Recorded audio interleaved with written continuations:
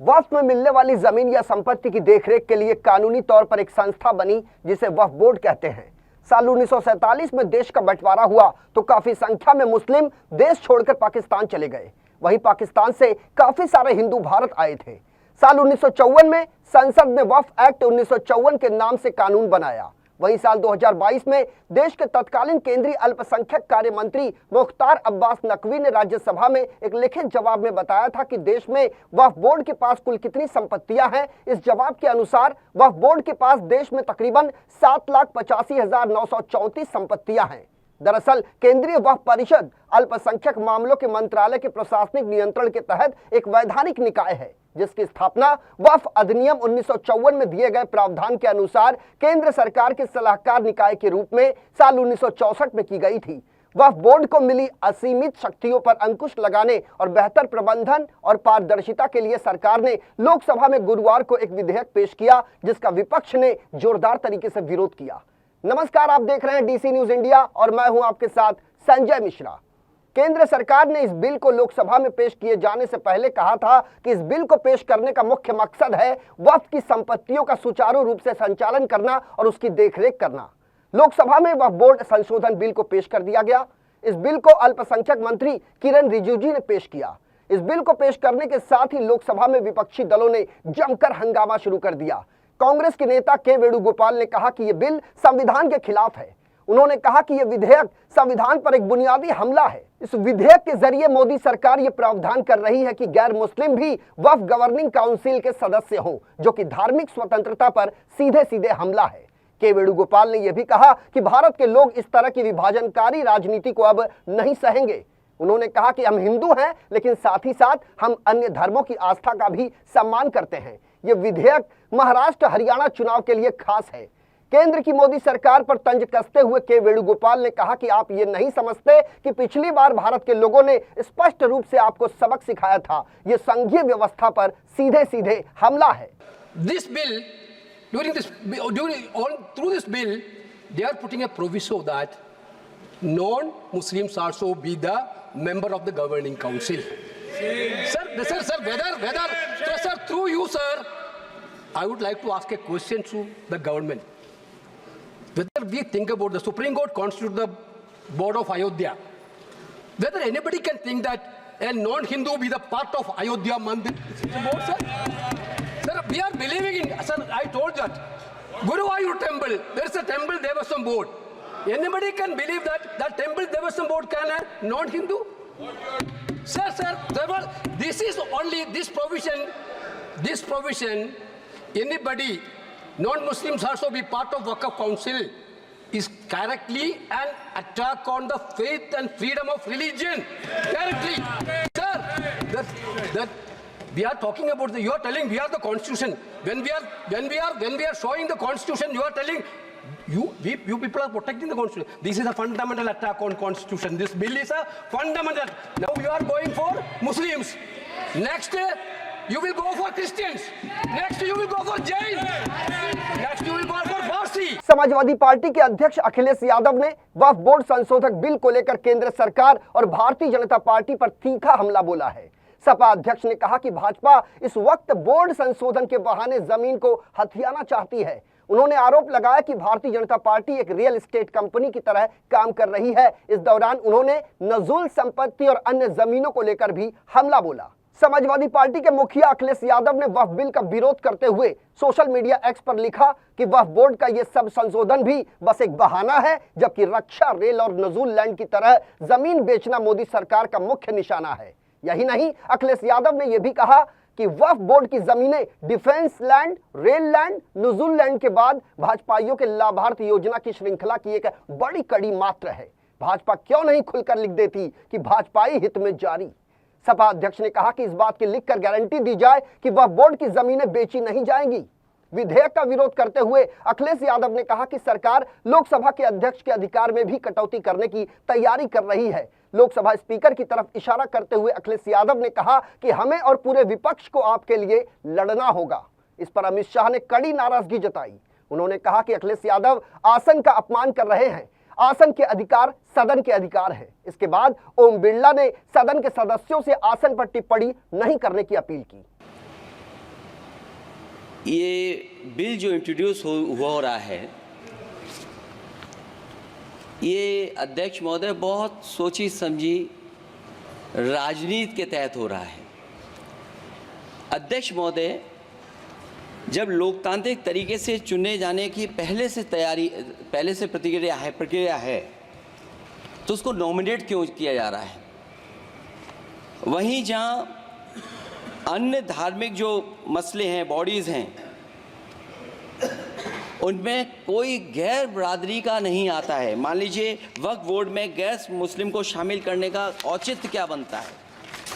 और अध्यक्ष महोदय, इतिहास के पन्नों को अगर हम पलटें, अगर आप जिला अधिकारी को सब ताकत दे देंगे, उन इतिहास के पन्नों को मैं नहीं पलटना चाहता हूं कि एक जगह पर एक जिलाधिकारी महोदय ने क्या किया था, उसकी वजह से आज और आने वाली पीढ़ी तक को भी सामना करना पड़ा। अध्यक्ष महोदय, मैं नाम नहीं लेना चाहता हूं। और अध्यक्ष महोदय, सच्चाई ये है कि भाजपा अपने हताश, निराश, आप तो इस कानून चंद कट्टर समर्थकों के तुष्टीकरण के लिए ये बिल लाने का काम कर रही है। अखिलेश जी, अध्यक्ष महोदय, आज तो हमारे आपके अधिकार कट रहे हैं। मैं याद कीजिए अध्यक्ष महोदय, मैंने आपसे कहा था कि आप लोकतंत्र के न्यायाधीश हैं, और मैंने अध्यक्ष महोदय सुना है इस लॉबी में कि कुछ अधिकार आपके भी छीने जा रहे हैं। उसके लिए हम लोगों को लड़ना पड़ेगा आपके लिए। अध्यक्ष महोदय, मैं इस बिल का विरोध करता हूं। कोई अध्यक्ष के अधिकार अखिलेश जी सिर्फ विपक्ष के नहीं है, पूरे सदन के हैं। इस तरह की गोलमोल बात आप नहीं कर सकते हो। आप नहीं हो अध्यक्ष के अधिकार के संरक्षक। एक मिनट। वक्फ संशोधन विधेयक 2024 पर एआईएमआईएम के सांसद असदुद्दीन ओवैसी ने कहा कि यह विधेयक संविधान के अनुच्छेद 14, 15 और 25 के सिद्धांतों का सीधे सीधे उल्लंघन करता है। यह विधेयक भेदभावपूर्ण और मनमाना है। इस विधेयक को लाकर केंद्र सरकार राष्ट्र को एकजुट करने का नहीं बल्कि विभाजित करने का काम कर रही है। यह विधेयक इस बात का प्रमाण है कि केंद्र सरकार मुसलमानों की दुश्मन है। This bill patently violates the principles provided in Article 14, 15 and 25, sir. It is both discriminatory, arbitrary. It is a grave attack on the basic structure of the Constitution as it violates the principle of judicial independence, separation of powers. Sir, one thing has to be understood, that the Waqf management of a property is an essential religious practice for a Muslim. By denying legal recognition to Waqf al-Awlad under Clause 4 and Waqf by user under Section 3R1, government has sought to severely restrict how Muslims can manage their Waqf property. Sir, in fact, Hindu endowment boards, I challenge, Hindu endowment boards are recognized even by usage and custom. Here you're asking for documentation. No existing law, whether non-religious or personal, limits the right of a person to will their property or dispose it. But what you're doing over here, a Hindu can give through will his complete property to his daughter or son. I as a Muslim cannot do, I can only give 1/3. But what you're doing, I can gift, but I cannot give it in the name of Allah subhanahu wa ta'ala. Now you are stopping me from praying. Now what you're doing, you're restraining Waqf al-Awlad. That is not only discriminatory and violating Article 25, sir. There is no limit on anyone to will their property dispose of. Sir, to insist that a person has practiced Islam for 5 years. Sir, एक 2 minute दिए, सबको दिया आप. अगर कल कोई आके बोलेगा कि नहीं मैं 5 साल से इस्लाम प्रैक्टिस नहीं कर रहा हूं, कौन डिसाइड करेगा सर? और एक न्यू कन्वर्ट है, does he has to wait for 5 years to give his property to Waqf? Isn't that violation of right to freedom of religion? Sir, आधा मिनट, गवर्नमेंट कह रहे हैं कि हम महिलाओं को दे रहे हैं. मुझे यकीन है कि आप बिल्किस बानो को और ज़किया जाफरी को मेंबर बनाएंगे, मुझे यकीन है. मैं आपसे जानना चाह रहा हूं सर कि ये जो आप बिल ला रहे हैं, आप देश को बांटने का काम कर रहे हैं, जोड़ने का काम नहीं कर रहे हैं. आप दुश्मन हैं मुसलमानों के, उसका सबूत ये बिल है. Thank you sir. वक्फ संशोधन विधेयक 2024 का विरोध करते हुए लोकसभा में शरद पवार गुट की एनसीपी सांसद सुप्रिया सुले ने कहा कि मैं सरकार से अनुरोध करती हूं कि या तो इस विधेयक को पूरी तरह से वापस ले लिया जाए या फिर इसे स्थायी समिति के पास भेज दिया जाए। कृपया परामर्श के बिना कोई एजेंडा को आगे न बढ़ाएं, ये कहना सुप्रिया सुले का है। एक बार जब कोई संपत्ति वक्फ के रूप में स्थापित हो जाती है तो उसे रद्द नहीं किया जा सकता, जिस पर किरेन रिजिजू ने वक्फ संशोधन विधेयक पर कहा कि इस विधेयक से संविधान का उल्लंघन नहीं हो रहा। जिन्हें हक नहीं मिल पा रहा है उन्हें हक देने के लिए ये कदम उठाया जा रहा है। किसी धर्म में दखल नहीं दिया जा रहा है। विपक्ष की सारी आशंकाएं दूर की जाएंगी। इस विधेयक का समर्थन करिए, करोड़ों लोगों की दुआएं मिलेगी। NCP vehemently requesting the government either to withdraw the bill completely. That is our request to this government, because no detailed consultations have been done with people who actually are running this organization today. So I request with full humility to this government to either withdraw it, and if they do not want to withdraw it, at least send it to a standing committee or make a committee together of the entire all-party meeting and then do it. Please do not push agendas without consultations. I will not repeat a single point which earlier Michael, but the sad part is this, that we did not find about this bill from the parliament. Came in the media. ये just clarification कर रहा हूँ, media के पास कैसे पहुंचा ये bill नियम तहत लोकसभा सेक्रेटरीट में अपलोड होने के बाद, मेरा पत्र जाने के बाद फिर अपलोड हुआ, फिर कॉपी सर्कुलेट हुआ, उसके बाद किसी भी तरीके से पब्लिक डोमेन में आने के बाद इस बिल का कोई संसद ने कल बीएससी में भी चर्चा हो चुके हैं।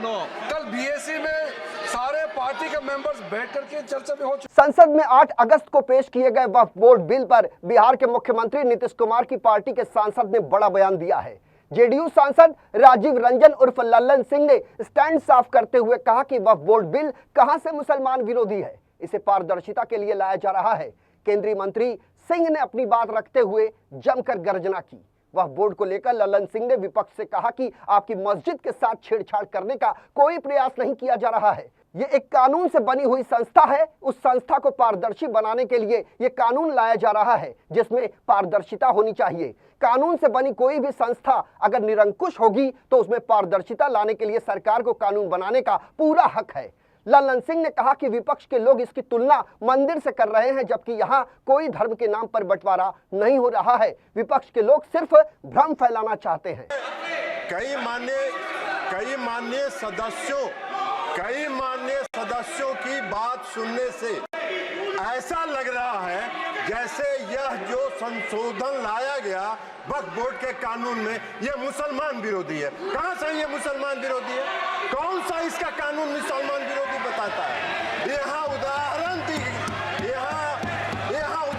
दिया जा रहा है कि अयोध्या की मंदिर गुरुबायू, अरे मंदिर और संस्था में अगर अंतर आपको नहीं समझ में आ रहा है तो आप कौन सा तर्क खोज रहे हैं?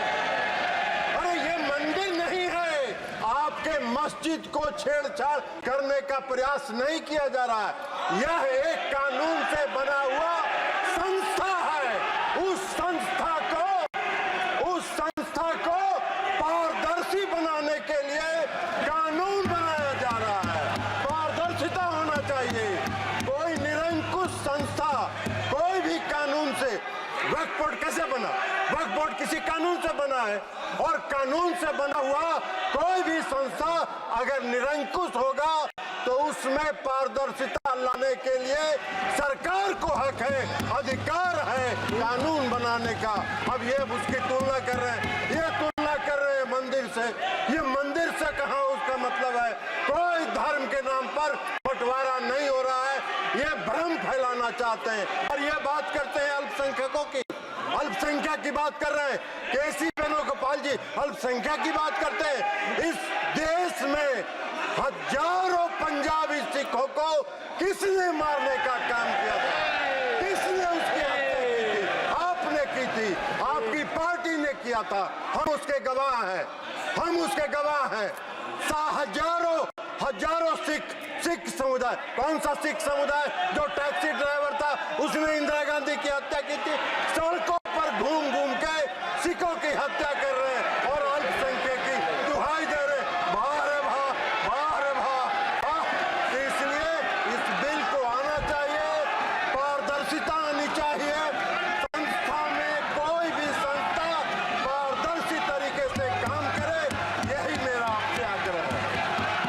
यूपी के रामपुर से एसपी सांसद मोहिबुल्लाह ने कहा कि गवर्निंग काउंसिल में गैर मुस्लिम को रखना मुस्लिमों के साथ अन्याय है। उन्होंने कहा कि कुरान और इस्लाम में क्या लिखा है ये आप तय करेंगे या मैं तय करूंगा। ये विधेयक मजहब में सीधे सीधे दखल अंदाजी है। सर, सूबाई हुकूमतों को इख्तियार दिया गया।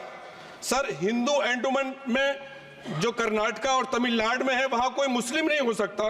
और 26 में आर्टिकल 26 का वायोलेशन है। 4 धाम में ये लिखा हुआ वाज़े तौर पर कि सिर्फ हिंदू होगा। बिहार उड़ीसा में भी यही लिखा हुआ है।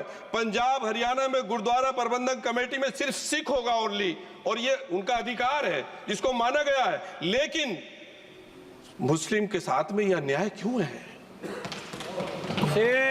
और सुन लीजिए सर, मैं आपकी तवज्जो के चाहता हूं, दुनिया का सबसे पहला वक़फ़ खाने काबा मक्के में है। क्या हम उसके ऊपर भी सवाल उठाएंगे कि वहां पर भी हमारा कोई हिंदू भाई हो? हम अपने वकार को, अपनी इज्जत को, अपने मुल्क की, अपने शान को, अपने संविधान को खुद अपने पैरों तले रौंद रहे हैं। और वक़फ़ एक मुसलमानों का मजहबी अमल है, एक मजहबी फरीजा है। इससे उनको महरूम कॉन्स्टिट्यूशन के जरिए से भी कोई ताकत नहीं कर सकती। सर, आपको बता दें कि तकरीबन 30 वक्फ बोर्ड तकरीबन 1.2 लाख करोड़ रुपए मूल्य की 9 लाख एकड़ से अधिक भूमि का प्रबंधन करते हैं। वक्फ बोर्ड रेलवे और रक्षा मंत्रालय के बाद भारत में तीसरे सबसे बड़े भूमि मालिकों के रूप में रैंक करते हैं।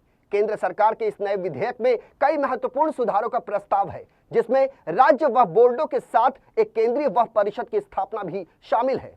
विशेष रूप से इन निकायों में मुस्लिम महिलाओं और गैर मुस्लिमों का प्रतिनिधित्व होगा, जिसमें सभी राज्य बोर्डों के साथ साथ केंद्रीय परिषद में भी 2 महिलाओं को नियुक्त करने का प्रावधान होगा। इस विधेयक के अधिक विवादास्पद तत्वों में से एक जिला कलेक्टर को यह निर्धारित करने में प्राथमिक अधिकारी के रूप में नामित करने का प्रस्ताव है कि किसी भी संपत्ति को वक्फ या सरकारी भूमि के रूप में वर्गीकृत किया गया है या नहीं। इससे जिम्मेदारी वक्फ ट्रिब्यूनल से दूर हो जाती है। एक समायोजन जिसके बारे में आलोचकों का तर्क है कि मूल्यवान संपत्तियों को हासिल करने के लिए निहित स्वार्थों द्वारा अधिकार का दुरुपयोग हो सकता है। इसके अतिरिक्त कानून विशेष रूप से बोहरा और आगा खानियों के लिए एक अलग औकाफ बोर्ड के निर्माण की रूपरेखा तैयार करता है, जो वह बोर्डों के भीतर शिया, सुन्नी, बोहरा और आगा खानियों के लिए प्रतिनिधित्व सुनिश्चित करता है। इन परिवर्तनों के साथ साथ विधेयक का मुख्य उद्देश्य केंद्र सरकार को भारत के नियंत्रक और महालेखा परीक्षक द्वारा नियुक्त लेखा परीक्षकों के माध्यम से वक्फ संपत्तियों का ऑडिट शुरू करने का अधिकार देना है। संसद में करीब 1 घंटा बोलने के बाद किरण रिजिजू ने इस बिल को जेपीसी में भेजने का प्रस्ताव किया। उन्होंने कहा कि उनकी सरकार ने इस बिल को जेपीसी के लिए भेजने का प्रस्ताव दिया है। इसके बाद अध्यक्ष ओम बिरला ने कहा कि वो इस मामले में कमेटी बनाने का काम करेंगे। बहरहाल केंद्र सरकार के वक्फ संशोधन विधेयक 2024 को लेकर सत्ता पक्ष और विपक्ष के बीच जो उहापोह की स्थिति बनी हुई है, उसका अंतिम निष्कर्ष क्या कुछ निकलकर सामने आता है, ये देखना बेहद दिलचस्प होगा। हमारे इस खास कार्यक्रम में मेरे साथ अभी के लिए इतना ही। बाकी की खबरों के लिए देखते रहें डीसी न्यूज इंडिया। पूरी टीम के साथ मुझे यानी संजय मिश्रा को दीजिए इजाजत। नमस्कार।